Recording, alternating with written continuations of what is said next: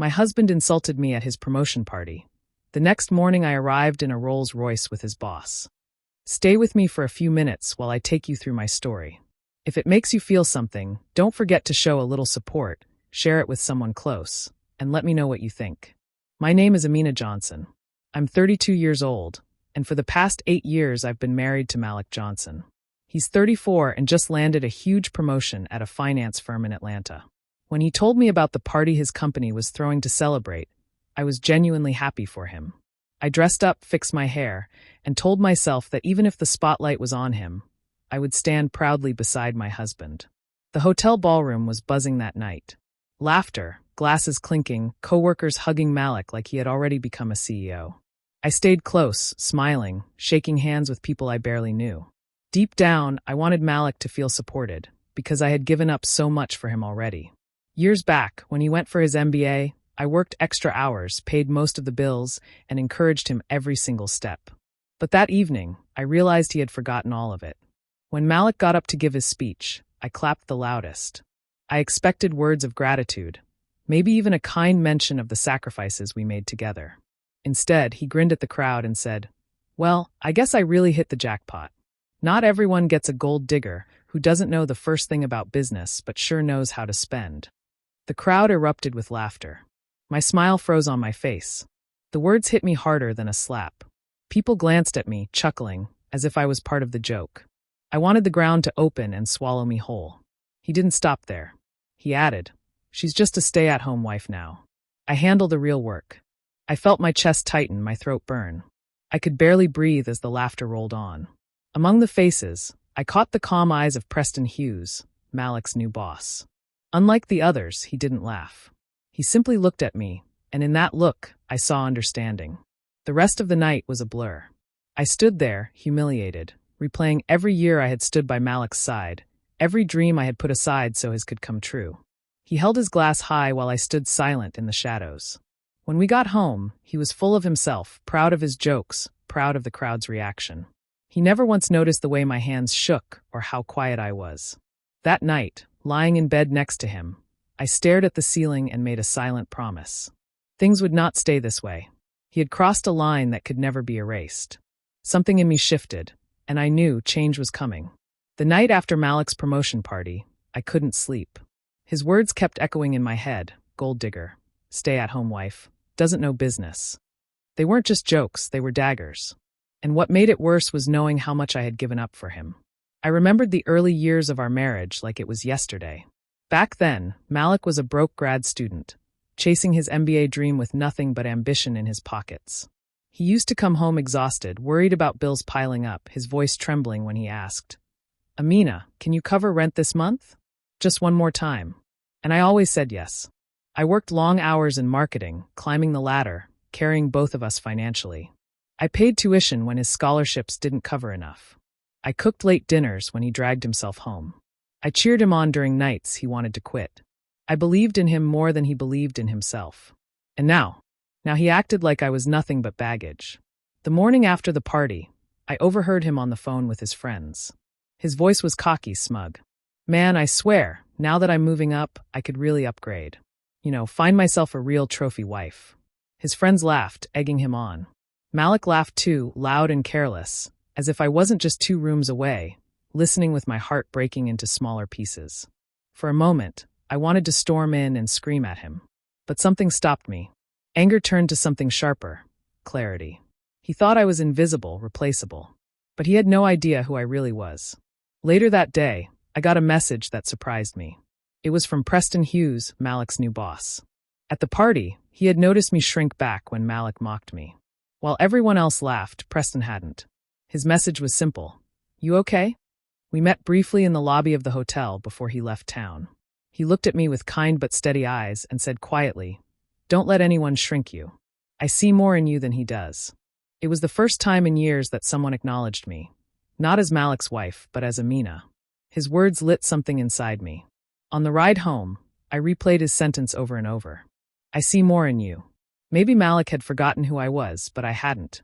I wasn't just a housewife who lost her worth. I was the woman who carried him through storms. I was the woman who knew marketing, strategy, and hard work. That night, Instead of crying myself to sleep, I stared at the ceiling with a different fire in my chest. My pain was no longer weakness, it was fuel. Malik thought he had crushed me, but he had no idea. This wasn't about getting even anymore. It was about reclaiming the dignity I had allowed him to strip away. And for the first time in a long while, I knew I was going to rise. The morning after the party, Malik didn't even bother asking how I felt. He sat at the breakfast table, scrolling through his phone, barely glancing at me. When he finally spoke, his words sliced through me. "You embarrassed me last night," he said flatly. "You just stood there quiet, like you didn't know how to handle yourself. People noticed. Do better next time." I froze. Embarrassed him? He was the one who turned me into the butt of his jokes in front of everyone. Yet somehow I was at fault. I wanted to shout, to remind him of everything I had done for him. But instead, I just pressed my lips together and stayed silent. Fighting with Malik was like pouring gasoline on fire. He always twisted things until I looked like the problem. But inside, I was boiling. After he left for work, I sat alone in the living room, my mind racing. My phone buzzed, and when I picked it up, I nearly dropped it. It was a message from Preston Hughes. "Lunch? I'd like to talk to you about some opportunities." No pressure. For a moment, I stared at the screen, my heart pounding. Preston was Malik's boss. This could be messy. But then I remembered how he looked at me that night. Not with pity, but with respect. I hadn't felt that in years. I typed back a cautious yes. We met at a quiet restaurant downtown. Preston was already there, waiting. He greeted me warmly, and for the first time in a long time, I felt seen. "I don't want to overstep," he began, "but I could tell last night that you have more to offer than the way you were being treated." I swallowed hard, unsure how much to share. But when he asked about my background, the words came tumbling out. I told him about my degree in marketing, how I once loved creating campaigns that connected with people. I told him how I'd left that career behind so Malik could chase his MBA, because one of us needed to keep the lights on. Preston listened closely, nodding, never interrupting. When I finished, he leaned forward. "Amina, that's not wasted time. That's experience. I have a project right now that could use someone with your skills. If you're willing, I'd like you to come on board as a consultant. No strings. Just your ideas." For a moment, I couldn't speak. My chest tightened, not with pain this time, but with something I hadn't felt in years, possibility. Someone valued me not for being Malik's wife, not for keeping the house together, but for what I could bring to the table. As I left the restaurant that day, the city felt different. Brighter. Preston had opened a door, but I was the one who had to step through. And I knew, right then, I wasn't going to live in Malik's shadow anymore. Working with Preston started as something small, just a few brainstorming sessions, a couple of drafts for his outreach campaign. But within weeks, it became more. The project was designed to connect the firm with the local community, and Preston wanted it to feel authentic, not just like another corporate stunt. That was where I came in. I poured myself into it, drawing from the years I had spent in marketing, from all the ideas I once had but never got to use. For the first time in so long, my brain felt alive. I was creating strategies, designing concepts, writing pitches that made sense. And every time Preston saw my work, he smiled and said the same thing. "Brilliant, Amina. Keep going." His faith in me was like water to dry soil. I began to grow again. At home, Malik noticed nothing. Or maybe he just didn't care to ask. Whenever I closed my laptop as he walked in, he assumed I'd been shopping online or watching shows all day. "Must be nice, living the easy life," he'd mutter, not realizing I was working harder than he thought. I let him believe whatever he wanted. His blindness was my cover. Then came the night Preston invited me to a corporate dinner. "I want you there as my guest consultant," he said. "People should know who's shaping this campaign." I hesitated. It was one thing to work behind the scenes, but walking into his world meant stepping directly into Malik's. Still, the fire in me refused to be hidden anymore. I bought a simple but elegant dress, navy silk that hugged my figure without screaming for attention. I wore my hair up, slipped on heels, and when I looked in the mirror, I hardly recognized myself. I didn't look like Malik's shadow. I looked like me. The dinner was at a grand hotel ballroom, not unlike the one where Malik had humiliated me weeks before. As I walked in on Preston's arm, conversations paused, eyes turned, and whispers started. My heartbeat thundered in my ears, but I held my head high. And then I saw Malik. He was standing with a group of colleagues, mid-laugh, when his gaze landed on me. The smile slid from his face, replaced by something sharp, confusion, then disbelief. He took a step forward, but before he could reach me, Preston spoke loudly enough for the room to hear. "Everyone, I'd like you to meet Amina Johnson, the consultant behind our new outreach project. Her vision is the reason this campaign is going to stand out." Polite applause followed. I felt every pair of eyes on me, but this time it wasn't laughter. It was respect. Malik's jaw tightened, his fists curling at his sides, but he said nothing. He tried to act unbothered, but his eyes gave him away. That night, I wasn't his accessory. I wasn't his punchline. I was my own person, and Malik finally had to see it. The moment we got home from the dinner, I knew Malik wasn't going to stay silent. He slammed the front door harder than usual, tossed his jacket onto the couch, and spun toward me with fire in his eyes. "So this is what you've been doing? Parading around with my boss? You embarrassed me tonight, Amina." Again, I kept my heels on, standing tall in the living room while he paced like a caged animal. His voice grew louder with every word. "Do you even realize how this looks? My wife showing up at a corporate event, hanging off Preston Hughes's arm like you belong there. He's not interested in your little consultant act. He's using you to get to me." I felt my anger rise, but this time I didn't swallow it down. My voice was steady, sharp, and louder than I intended. "No, Malik. He's not using me. He respects me. Something you haven't done in years." The room went silent for a second. His eyes widened, then narrowed, and he let out a mocking laugh. "Respect you? Amina, come on. You gave up your career because you couldn't cut it. You've been living off me ever since. You really think Preston values your ideas? He's probably just humoring you, waiting for you to slip up so he can laugh about it later. You'll never succeed without me. Never." His words stabbed at the softest parts of me, but this time they didn't cut the same way. I watched him, noticing the twitch in his jaw, the way his hands clenched as if he were trying to hold on to control. This wasn't confidence, it was fear. Fear that I was slipping out of the box he had stuffed me in. Fear that someone else finally saw what he had tried to bury. I didn't argue further. I didn't waste my breath trying to change his mind. Instead, I stood there in silence, letting his arrogance echo off the walls until he tired himself out. On the outside, I looked calm, but inside something was solidifying. Every insult, every dismissal, every time he mocked me instead of lifting me, it all stacked up like bricks, building the wall between us higher. I realized then that Malik didn't want a wife who thrived. He wanted someone small enough to make him feel big. When he finally stormed upstairs, muttering about how ungrateful I was, I sat down on the couch and slipped off my heels. My feet ached, but my heart felt steady. He thought his words would break me, but they only hardened me further. I whispered to myself in the quiet living room, "You'll see, Malik. You'll see exactly who I am." For the first time in years, I wasn't scared of his anger. I was stronger than it, and my resolve had never been clearer. The next morning, I woke up to a message from Preston. It was short and simple. "A car will pick you up today." Just my way of saying thank you. I didn't think much of it at first, but when I stepped outside, my breath caught in my throat. Parked at the curb was a sleek black Rolls Royce, gleaming under the Atlanta sun. The driver stepped out, opened the door, and addressed me by name. For a moment, I hesitated. I wasn't used to being treated like someone important, someone worthy of such elegance. But then I thought of Malik's mocking words, the way he laughed when he called me a gold digger, the way he dismissed me like I was nothing. I smiled to myself, straightened my shoulders, and slid into the back seat. The ride was smooth, quiet, luxurious. As we turned onto the street where Malik's office stood, I noticed people gathered outside, chatting before the workday began. The Rolls Royce slowed to a stop right at the front entrance. The driver got out and opened my door. I stepped onto the pavement in my fitted dress, heels clicking against the concrete, every head turning toward me. Conversation stopped. Whispers started. And then I saw him, Malik, standing with two colleagues, his coffee cup frozen halfway to his lips. His jaw tightened, his eyes widened, and for once he didn't have a single word ready to spit out. The driver closed the car door behind me, gave a respectful nod, and returned to the seat. I didn't explain myself to anyone. I didn't need to. I simply walked past Malik, my chin lifted, a calm smile on my lips. His colleague's eyes darted between him and me, and I caught the faint sound of murmurs.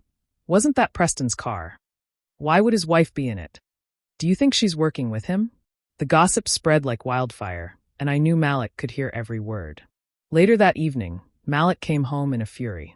He slammed the door, stormed into the living room, and faced me with a look I had never seen before, panic mixed with rage. "What the hell was that this morning?" he snapped. "You think you can show up in his car, in front of my office? Do you know what people are saying about us? About you?" I stayed seated, calm, folding my hands in my lap. "People can say what they want, Malik." He stared at me, searching for answers, for control. "Are you trying to ruin me? Is that it?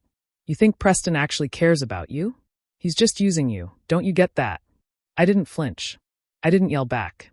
I just met his eyes and said softly, "Maybe he's not the one who's been using me all these years." His face fell, and for the first time, I saw fear in his eyes. I left him standing there, broken and confused, while I walked away with a calm he couldn't touch. That night, Malik came into the bedroom like a storm. His tie was loose, his shirt wrinkled, and his face twisted with rage. He didn't even close the door before the accusations spilled out. "Just admit it, Amina. You're sleeping with Preston, aren't you? That's why he's parading you around in his car, calling you his consultant. Don't play innocent with me." I looked up from the book in my lap, calm on the outside though my chest burned. "I won't even answer that," I said quietly. "Oh, you won't answer?" He barked out a laugh. "Because it's true. You've been sneaking behind my back, embarrassing me in front of my boss, in front of everyone.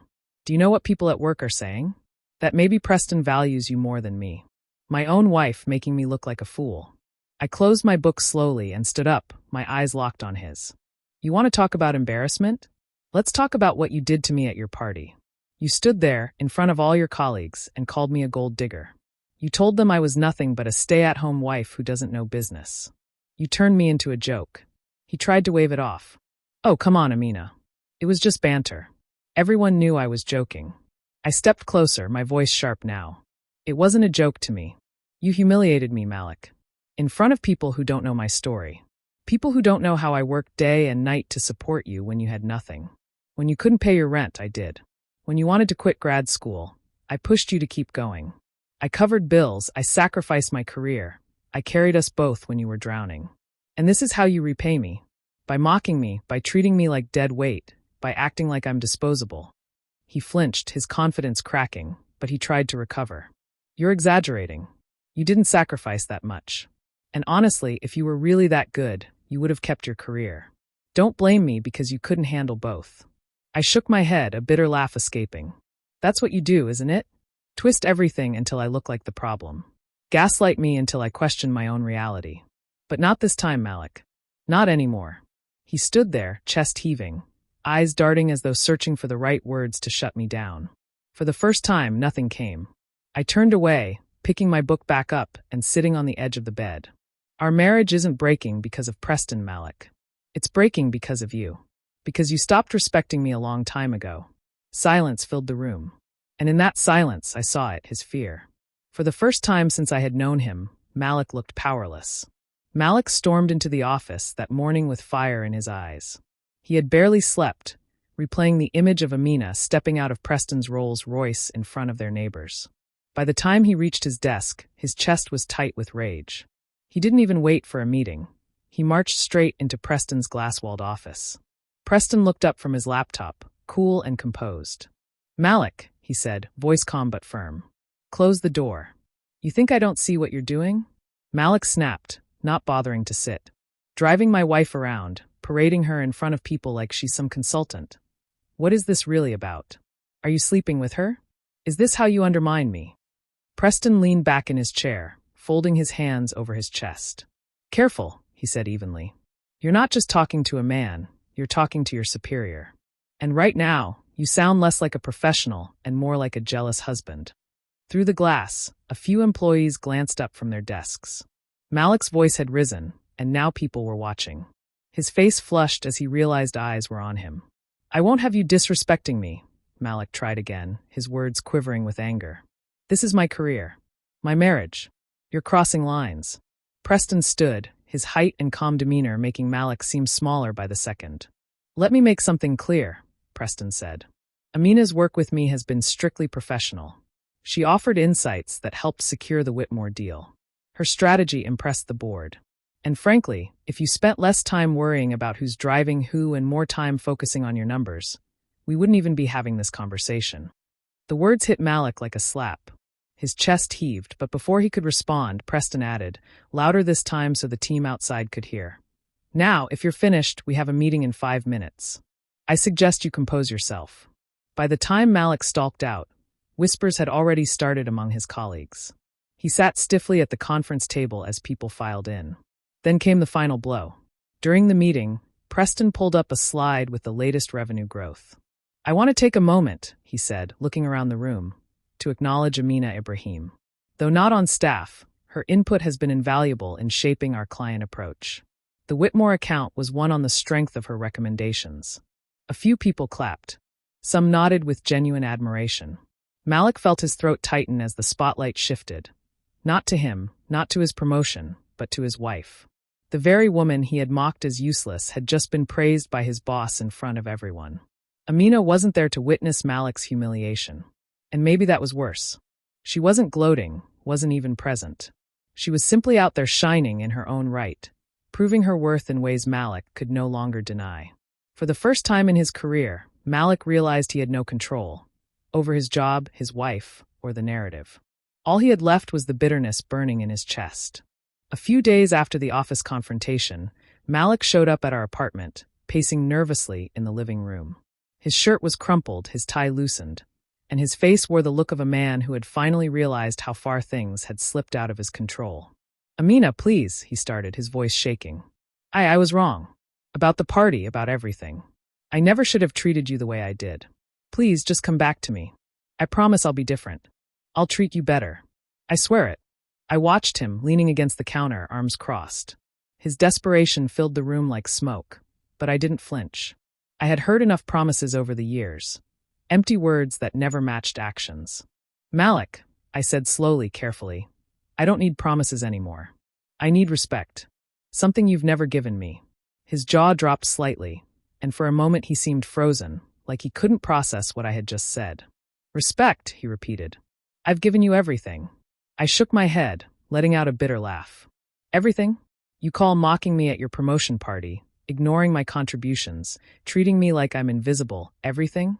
You were too blind to see me, Malik. Too blind to value me. You don't get to rewrite the past now with promises you never meant. His face fell, color draining from it.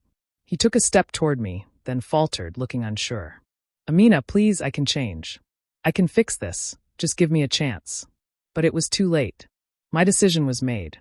Years of patience, sacrifice, and silent endurance had led me to this moment. I didn't need him to see me. I didn't need him to approve of me. I had already risen above the life he tried to contain me in. That evening, Preston called. His voice was warm, professional, and entirely supportive. Amina, your contributions to the project have been exceptional. I want to make you an offer, full-time leadership here at the firm. I know your potential, and I don't want to waste it any longer. I felt a thrill run through me, not for revenge, not for showing Malik what he lost, but for myself. For the first time in years, a path was opening that was mine, completely mine, built on my abilities and my determination. I accept, I said, smiling softly. Not because of him, not to punish anyone, but because it's time I do this for myself. Malik watched from the couch, a mixture of disbelief and helplessness etched across his face. He opened his mouth as if to say something, but no words came. The power had shifted completely. That night, I packed my things with a calm mind. My future wasn't tied to anyone's approval. I wasn't looking to humiliate Malik. He had done enough of that himself. I was stepping into my life fully and unapologetically, ready to thrive on my own terms. For the first time in a long while, I felt free. And the sense of freedom was sweeter than any revenge could ever be. The morning sun glinted off the hood of my Rolls Royce as I slid behind the wheel, the leather warm beneath my fingers.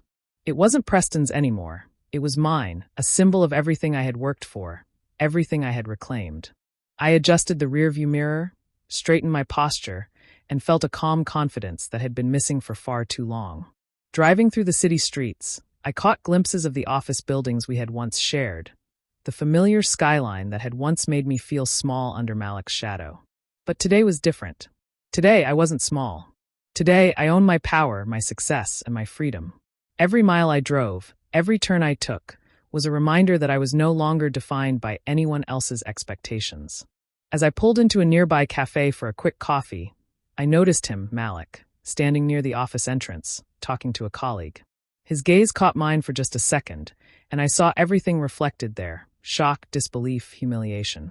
He looked smaller somehow, less certain, stripped of the confidence he had once wielded so carelessly. I didn't slow down or look away. I let the moment linger. It wasn't about gloating. It wasn't about proving anything to him. He had already seen enough, had already felt the consequences of underestimating me.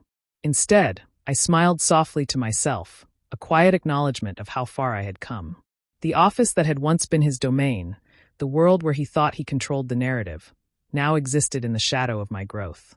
As I sipped my coffee, I reflected on everything: the years of sacrifice, the nights spent worrying while he chased his ambitions, the humiliation at the promotion party, the moments I had almost given up. Every setback had fueled me, sharpened my resolve, and pushed me toward the life I was now living. I realized then that revenge had never truly been about him.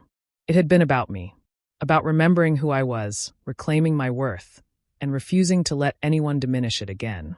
The city hummed around me, busy and indifferent, but I felt a quiet power that didn't need recognition. I had rebuilt my life on my terms. Preston's faith in me, the leadership role, the respect I had earned from colleagues. These were real, tangible victories that belonged entirely to me. Malik's disapproval, his humiliation, and his disbelief were irrelevant to my journey. They were merely echoes of the life I had left behind. Sliding back into the Rolls-Royce, I started the engine and felt its purr beneath me. As I merged into traffic, the thought struck me clearly: true revenge wasn't about hurting him. It was about standing tall, shining bright, and living fully. It was about reminding myself who I really was. And in that moment, I knew I had won, not over Malik, not over anyone else, but over every fear, every doubt, every limit I had once placed on myself. I was free, independent, and unstoppable. And the world would see me exactly as I had always been meant to be. Do you think Amina made the right choice by leaving Malik and stepping into her own life? Or should she have tried to salvage their marriage? I'd love to hear your thoughts in the comments. Let me know what you think. And if stories like this inspire you, make sure to hit subscribe and turn on the notification bell so you never miss a powerful tale of strength and revenge.